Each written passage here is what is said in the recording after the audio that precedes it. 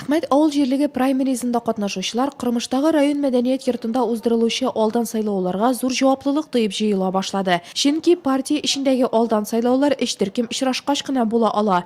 Беренчесе депутатлыкка кандидатлар булып барылы кандидатуралар, икенчесе сайлатучылар, өченчесе яшерен тавыш бирү процедурасы өчен каралган хисап комиссиясы.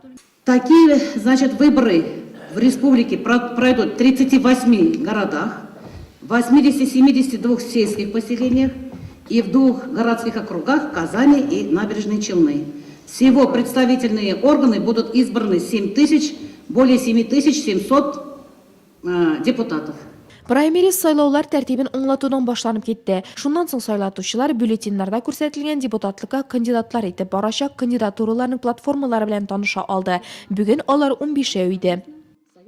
Мое, значит, политическое кредо, оно понятно, что проблема одного человека – это проблема общества. Я же считаю, что именно удовлетворив одного человека, мы выстраиваем целое здание социально, которое является как бы фундаментом для воздвижения нашего благополучия завтрашнего общества.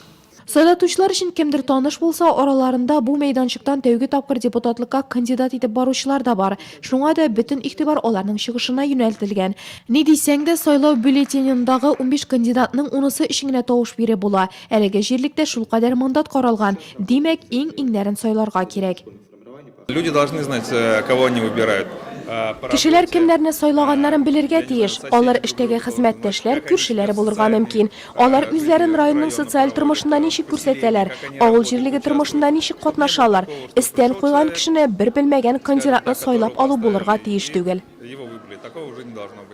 Кандидатлар чыгыш ясап бетергәч, яшерен тавыш бирү процедурасы башланды. Биредә барысы да шун сайлаулардагы төсле: бюллетеннар, яшерен кабинкалар, урнылар. Бары бер генә искәрмә: бу әле шун депутатлар сайлау түгел, ә шуларга кандидат итеп барылы кешеләрнең рейтингын булдыру.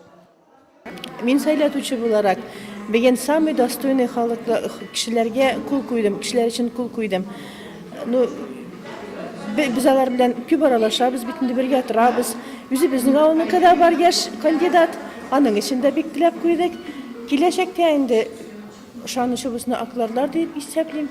Биккыл авыл җирлегендә узучы праймеризны да халык көтеп алды. Биредә мандатлар һәм кандидатлар саны азрак булса да, партия эчендә алдан тавыш бирү әһәмияте ягыннан күпкә уздырды. Мондый праймеризлар барышында халык үз сүзендә тора торган, актив һәм авыл тормышын яхшы якка үзгәртергә сәләтле авылдашлары белән очраша һәм аңа үзен борчыган соравын да бирә ала. Биккылда инде юллар мәсьәләсе беренче. Менә инде иске фирмалар бар, шушы берәр фирманы сүтеп юллар салырга исәп бар. Шуннан.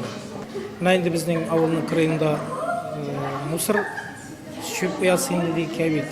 Менә аны кабылса да яраграк кичереп булмастан, менә шушы мәсьәләдә эшләр идек.